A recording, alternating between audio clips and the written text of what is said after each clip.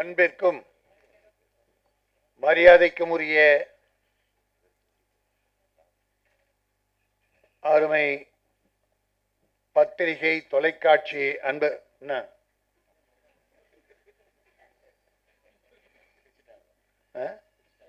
சரிதான் இப்போ பிடுங்குறாங்களா மைக்க அடிக்கடி அது பண்ணுவோம். அருமை சகோதரர் ஆர் ராதாகிருஷ்ணன் தலைமையில் அமைந்திருக்கிற தமிழ் திரைப்பட தயாரிப்பாளர் சங்க தேர்தலில் எங்களுக்கு வழிகாட்டியாக நல்ல யோசனைகளையும் தனக்கு இருக்கிற செல்வாக்கையும் நல்ல பெயரையும் ஒருங்கிணைத்து அதை ஓட்டு வங்கியாக்கி எங்கள் ராதாகிருஷ்ணன் அணியிலே உள்ள அத்தனை பேரையும் வெற்றி பெறச் செய்வதற்காக இதுவரை எந்த பலனும் அனுபவிக்காது, எந்த பதவியிலும் இருக்காது, முழு நேரமும் இந்த அணி வெற்றிக்காக பாடுபடுகிற என் அருமை சகோதரர் ரிதீஷ் எக்ஸ் எம்பி அவர்களே, என் அன்பு சகோதரர் தமிழ் திரைப்பட தயாரிப்பாளர் சங்கத்தின் தலைவர் கலைப்புலி எஸ் தான் அவர்களே, சேரன் அவர்களே, என் அருமை தம்பி சிவா அவர்களே, மற்றும் மேடையிலே வீற்றிருக்கிற இந்த அணியின் வேட்பாளர்களே, என் அருமை தம்பி சிவசக்தி பாண்டியன் அவர்களே, ஜேஎஸ்கே அவர்களே, துணைத் தலைவராக போட்டியிடுகிற சுரேஷ் காமாட்சி அவர்களே, பொருளாளராக போட்டியிடுகிற இப்பவே மைக்க பிடுங்க வந்த, இனி பணத்தை நிறைய பிடுங்கி சேர்த்து வைக்கணும். ஏன்னா திட்டங்கள் நிறைய சொல்லியிருக்கு, அதற்கு நிதி தேவை நிறைய சொல்லியிருக்கு. சொல்வதை செய்யக்கூடிய அணிதான் இந்த முன்னேற்ற அணி. தமிழ் திரைப்பட தயாரிப்பாளர்களின் முன்னேற்ற அணி என்பது சொன்னதை செய்யக்கூடியது. இதை உருவாக்கி தந்திருப்பவர்கள் அருமை சகோதரர் தானு, ரிதீஷ், சேரன், சிவா போன்ற அருமை சகோதரர்கள்லாம் தன்னுடைய முன்னாள் அனுபவங்களை கொண்டு எதை செய்ய முடியும், அதற்கு என்ன நிதி தேவை, அதையெல்லாம் எப்படி செயல்படுத்தலாம் என்கிற திட்டத்தை வகுத்து பல நாள் பேசி பேசி பேசி ஒரு முடிவுக்கு வந்த பின்னால்தான் இது செயல் திட்ட வடிவமாக உங்கள் முன்னே வந்திருக்கிறது. ஆக இதை செய்வோம், சொன்னதை செய்வோம். இந்த அணிக்கு நிறைய எதிர்பார்ப்பு இருக்கிறது. நிறைய தயாரிப்பாளர்கள் இந்த அணியை வெற்றி பெற செய்ய வேண்டும் என்பதிலே மிகுந்த ஆர்வத்தோடு இருக்கிறார்கள். தயாரிப்பாளர்கள் மீது அதிக அக்கறை கொண்ட, இதுவரை தயாரிப்பாளர்களுக்காக பாடுபட்டிருக்கிற, தயாரிப்பாளர்கள் நலனின் பல முறை பாடுபட்டு செயல்படுத்திய ராதாகிருஷ்ணன், கே ராஜன், சுரேஷ் காமாட்சி, சிவசக்தி பாண்டியன், ஜேஎஸ்கே மற்றும் 21 செயற்குழு உறுப்பினர்களும் தயாரிப்பாளர்கள் மீது அதிக அக்கறை கொண்டவர்கள். தயாரிப்பாளர் சங்கம் வலுவாக, பலமாக, வலிமையாக, வளமாக இருக்க வேண்டும் என்பதிலே முழுந்த அக்கறை கொண்டவர்கள். தயாரிப்பாளர்களுக்கு ஏதாவது பிரச்சனை என்றால் எந்த நேரமும் ஓடி வந்து எந்த இடத்திற்கும் வருவார்கள், எந்த காரியம் செய்வார்கள். தயாரிப்பாளர்களுக்கு அவமானத்தை யாரும் ஏற்படுத்தக்கூடாது. தயாரிப்பாளர்கள் படப்பிடிப்பு நடத்துகிற போது நீ படத்தை நிறுத்து என எவனும் சொல்லக்கூடாது. ஏதாவது பிரச்சனை இருந்தால், பணம் பாக்கி இருந்தால் அதை தயாரிப்பாளர் சங்கத்திலே தான் மனுவாக கொடுத்து இரு தரப்பையும் அழைத்து பேச வேண்டுமே தவிர, ஷூட்டிங் நடக்கிற ஸ்பாட்டுக்கு போய் அங்கே நிறுத்து பணத்தை யார் சொன்னாலும் சரி விடமாட்டோம். இங்கே ஏற்கனவே அறிவித்திற்காக குழு போடுவோம் என்று நான் மிகுந்த அக்கறையோடு இருப்பது 2 குழு. நான் அதை வலியுறுத்தி டான் அவர்களும் ரிதீஷ் அவர்கள் மற்ற நிர்வாகத்திலே வம்பு பண்ணி போட வைப்பேன். ஆனா வந்திருக்கு, இதுல நான் படிக்கல, இப்பதான் படிச்சேன். ஒன்று, திருட்டு விசிடி ஒழிக்க. சிவா சொன்னார், முன்ன கூட நடிகர் விஷாலை கூப்பிட்டு நீங்க செய்யுங்கன்னு. நீ எல்லாம் செய்யாதவனை கூப்பிட்டு செய்யினா எப்படி செய்வான்? செய்யாதவங்களுக்கு தான் செலவு பண்ணுவாங்க. செஞ்சுட்டு ஹேராம் பிரச்சனை 2001 பிப்ரவரி மாதம் 21ஆம் தேதி பர்மா பசார் அட்டாக் பண்ணன அந்த கேஸ் இன்ன வரைக்கும் இருக்கு. இதுல 3 முறை நான் அரெஸ்ட் பண்ணி பீச் கோர்ட்ல நிறுத்தப்பட்டிருக்கேன். யாராவது ஹெல்ப் பண்ணீங்களா? விஷால் தன் சொந்த படத்துக்கு போய் கடைய எதிர்த்தார். வேற எந்த படமா சொல்லுங்க? அவர் எடுத்த படம் என்ன? மருதா, மருது பாண்டியதோடு புலி பாஞ்சது. எந்த படத்துக்கு நீ போய் விசிடி பிடிச்ச? உன் சொந்த படம். நான் இன்றைக்கு விஷாலனியிலே போட்டியிடுகிற சகோதரர்களை கேட்கிறேன், கௌதம் மேனனை கேட்கிறேன், உங்களுக்கு என்ன பிரச்சனை? தயாரிப்பாளர் சங்கத்தில் போட்டியிட வேண்டும், தயாரிப்பாளர் சங்கத்தை உருவாக்கி உயர்த்த வேண்டும், தயாரிப்பாளர் காப்பாற்ற வேண்டும் என்ற எண்ணம் உண்டா உங்களுக்கு? பிறகு பதவியில் நிற்பதற்கு எதற்கு அந்த ஆசை வந்தது? நீங்க யாருக்கும் பணம் தரணும். யாரு? கௌதம் மேனன். அவர் படம் ரிலீஸ் கடன் கொடுத்து வந்து கேட்கிறான், பிரச்சனை வருது. தயாரிப்பாளர் சங்கம் நியாயம் பேசுது, கடனை கொடுக்கணும், நியாயம் பேசுது. கோபம் வந்துருச்சு. நான் ஒரு படம் எடுத்துட்டு பணம் கொடுக்கலாம் கூட தயாரிப்பு சங்கம் எனக்கு தான் சாதகம் பண்ணிருக்கணும்.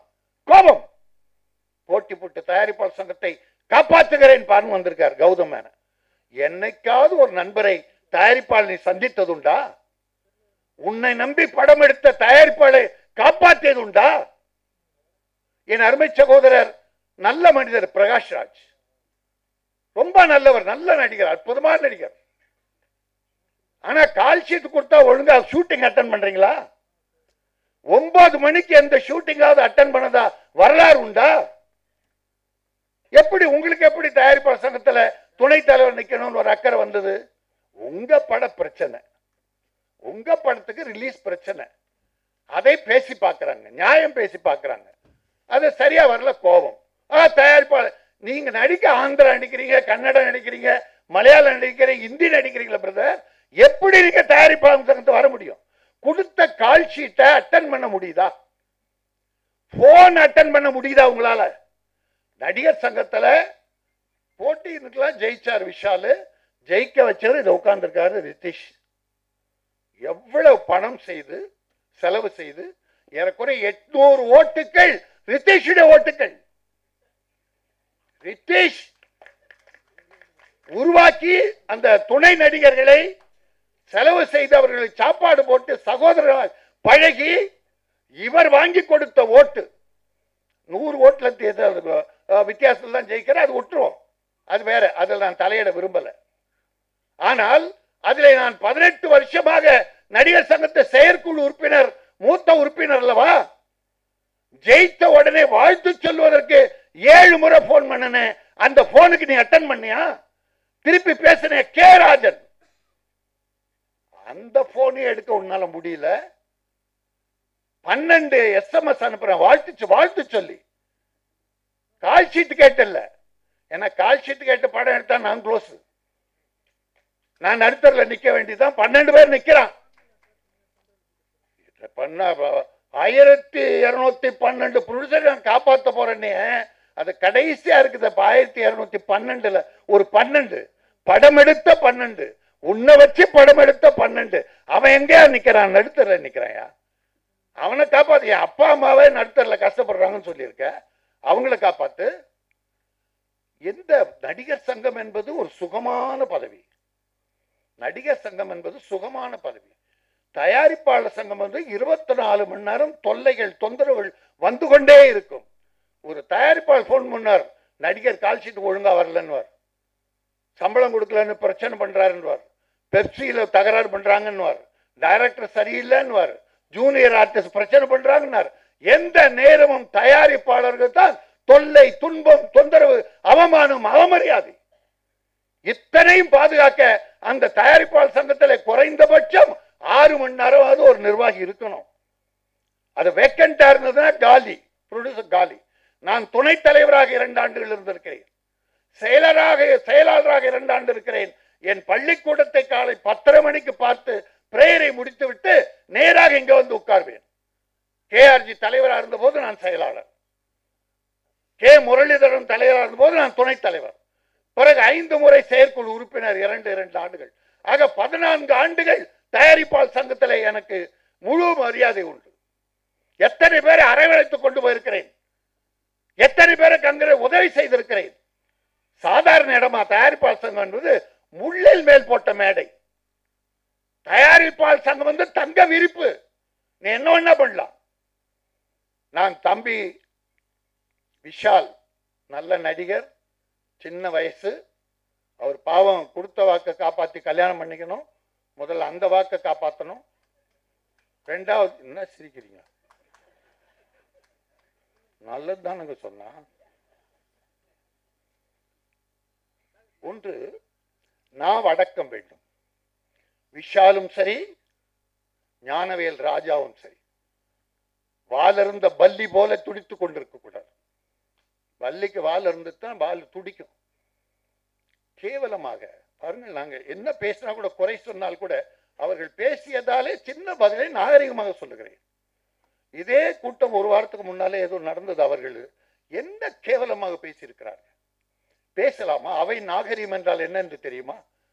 மனித வாழ்க்கையுடைய தத்துவம் தெரியுமா? இன்றைக்கு இருந்தவன் நாளை நிலை இல்லை. அதுவும் சினிமாவிலே நிதர்சனம். கோடானு கோடி வைத்துக் கொண்டு படம் எடுத்தவன் 10 வருடம் கழித்து பட்டாணி சாப்பிட்டுக் கொண்டு நடுத்தருவிலே நடந்த கதையெல்லாம் இருக்கிறது. சினிமாவை என்ன இன்னைக்கு ராஜா மாதிரி நினைச்சிட்டியா? ஞானவேல் ராஜா, தப்புப்பா, பண்ணாத, அப்படி பண்ணாத, தட்டுக்கெட்டு போயிடுவாய். நான் ஞானவேல் ராஜாவுக்கும் விஷாலுக்கும் அன்போடு சொல்லுகிறேன், அனுபவம் மிக்கவன் என்ற வகையில் நீங்க நல்லா இருக்கணும் என்றால் சொல்றேன், உன்னுடைய நாவடக்கம் வேண்டும். வார்த்தைகளை விட்டு விடாது. விவேகம் வேண்டும். வேகத்தை குறைத்து விடுங்கள். ஏதோ விளம்பரம் கிடைக்கிறது, 10 பேர் ரசிகர் கூடிட்டான்னு கண்டதை பேசுறாரு. ஒரு பத்திரிகையிலே ஒரு பேட்டி கொடுத்திருக்கிறார் விஷால். அதிலே தான் நாங்கள் தானிலிருந்து எல்லோரும் கொதிப்படைந்தோம். தவறான பேட்டி. படம் தயாரித்தவர்கள் நட்டமடைந்து பரோட்டா சுடுகிறார்கள், ஆட்டோ ஓட்டுகிறார்கள். ஆமாண்டா, என் குடும்பத்தை காப்பாற்ற நான் ஏதோ ஒரு ஆசையில வந்து படம் எடுத்தேன், லாஸ் ஆச்சு. அது இன்னைக்கு எடுத்தவங்களா? எப்போ எடுத்தவங்க? என் குடும்பத்தை காப்பாற்ற ஆட்டோ ஓட்ட திருடலையே, வேற தப்பான வேலை பண்ணலையே. கடையில பரோட்டா சுடுறேன், ஆட்டோ ஓட்டுற, என்ன தப்பு? அதை சொல்லிவிட்டு சேரன் என்கிற ஒரு டைரக்டர், ஒரு ஹீரோ, ஒரு திரைப்பட தயாரிப்பாளர், ஒரு நாகரிகமான தமிழ் தம்பி, தன்மானமிக்க தமிழன், யார்கிட்டயாவது கையேந்தி போனார் அவர்? ஏன் அவர் எழுத்த நீ பேட்டியில? டைரக்டர் சேரன் என்பவர் இன்னைக்கு கஷ்டத்தில் இருக்கிறார், வறுமையில் வாடுகிறார்.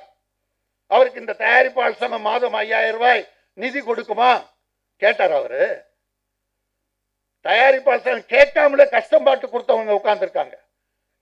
சங்கம் என்ன கொடுத்தது வேற, இந்த தான் இருக்கார் இல்லையா, ரித்தீஷ் என்ற எத்தனை பேருக்கு உதவி செய்திருக்கார்கள் விளம்பரம் இல்லாமல். அப்படிப்பட்ட இடம் இது. அதே போல் சேரன் மரியாதைக்குரிய ஒரு தயாரிப்பாளரை, ஹீரோவை, ஒரு இயக்குனரை நீ 5000 ரூபாய் நிதி கொடுக்கிறேன். அது சவுந்தர் சொன்ன தமிழன், நானா தன்மான தமிழன் சொல்லிட்டோமா? மொத்தம் சேர்த்து சொல்லிட்டேன். தமிழ் இருக்கட்டும், அது அவரு வந்து அவர் இல்லையா சொன்னவர்? அப்படி இல்லையா? இல்ல, நான் எடுக்கலப்பா, நானும் எடுத்தேன், இல்லப்பா. ஆகவே அப்படிப்பட்ட வார்த்தைகளை தயவு செய்து பேசாதீர்கள். மிகவும் அடக்கமாக எங்களுக்கு சொன்னதே முதல்ல நாங்கெல்லாம் பேசிக்கிட்டது என்னன்னா, ஒரு வார்த்தை கூட யார் பேரை எடுக்கக்கூடாதுன்னு வந்தோம். இருக்கிறத இது அற்புதமான விஷயம் இருக்கும் போது நாங்கள் யாருக்கு குறை சொல்லணும்? எங்கள் தலைவர் ராதாகிருஷ்ணன் இந்த விஷயங்கள் எல்லாம் வாஸ்து காட்டார். இதை செயல்படுத்துவோம். ஆகவே இன்றைக்கு நாங்கள் மிக மிக நாகரிகமாக தயாரிப்பாளர் சங்கத்திற்கு வலு சேர்க்க 1200 தயாரிப்பாளர் மட்டுமல்ல, இனி எல்லாரும் படம் எடுக்க வந்தாலும் அவர்களை பாதுகாப்போம். படம் எடுத்தவர்கள் பெரிய பட பட்ஜெட்காரர்கள், சிறிய பட பட்ஜெட் என்கிற அளவு இல்லாமல் எல்லோருக்கும் பாதுகாப்பு. எல்லோரும் திருட்டு விசையை ஒழிப்பதற்காக ஒரு குழு போடுவர் என்று இங்கே வகுத்திருக்கிறார்கள். அதே போல யாருக்காவது தயாரிப்பாளருக்கு அவமரியாதை, படப்பிடிப்பு நிறுத்தப்படுகிறதால் ஒரு 10 பேர் குழு அங்கே போய் உட்காரும், தயாரிப்பாளருக்கு துணையாக உட்காருவோம். அதெல்லாம் இந்த அமைப்பில் நடைபெற போகிறது. ஆகவே ஒரு நல்ல அறிகுறி. தயாரிப்பாளர் சங்கத்துக்கு முன்னால் அனுபவமிக்க தலைவர்களின் உதவியோடு, நிர்வாகிகள் உதவியோடு ஒரு புதிய வேகமான ஒரு நிர்வாகம் வரப்போகிறது. அது விவேகம் கலந்து எல்லோருக்கும் நன்மை செய்ய போகிறது. தயாரிப்பாளர்கள் வீட்டில் வருவை என்ற எண்ணமே இருக்கக்கூடாது. இங்க தாய் வீடு, தயாரிப்பாளர் சங்கம் என்பது தாய் வீடு. உங்கள் கஷ்டத்தை பகிர்ந்து கொள்ள நாங்கள் இருக்கிறோம். தயாரிப்பாளர் சங்கம் இருக்கிறோம். சென்சார் இன்சூரன்ஸ் பாருங்கள், 2 ரூபாய்னாங்க, 3 ரூபாய் போட்டது, அப்புறம் போன முறை 4 ரூபாய், அடுத்த வருஷம் 5 லட்சம். யார் செய்வார்? ஆக பிறகு வியாபாரம் ஆவதற்கு வழிவகுக்கப்படுகிறது. முன்னாலே படம் எடுத்தவர்களுக்கு மாதம் வருவாய் கிடைக்கவும் வழிவகுக்கப்படுகிறது, திட்டமிடப்படுகிறது, செயல்படுத்தப்படுவோம். ஆகவே மிக செழிப்பான வளமான ஒரு காலம் தயாரிப்பாளர் சங்கத்துக்கு இந்த நிர்வாகத்தாலே. தயாரிப்பாளர்கள் தயவு செய்து நம்மை தயாரிப்பாளர்களை தவிர வேறு யாருக்கும் வாக்களித்து விடாதீர்கள். நம்மிலே யாரை யோசிக்கிறீர்களோ பார்த்துக் கொள்ளுங்கள். யார் செய்தார்கள், நமக்கு ஒரு கஷ்ட நேரம் வந்து நிப்பா என்பதை யோசித்து பார்த்து இந்த அணிதான் அதை 100% நிறைவேற்றக்கூடிய தமிழ் திரைப்பட தயாரிப்பாளர் முன்னேற்ற அணிதான் என்பதை சொல்லி இந்த அணியின் வெற்றிக்கு அனைவரும் பாடுபட வேண்டும். என் அருமை நிருபர் பெருமக்களே, தொலைக்காட்சி தொண்டர்களே, உங்கள் அனைவரும் இருகை கூப்பி வேண்டுகிறேன். நல்ல செய்தி எழுதுங்கள், நல்ல செய்தி எழுதுங்கள். இது நாகரிகமான அணி. நன்றி, வணக்கம்.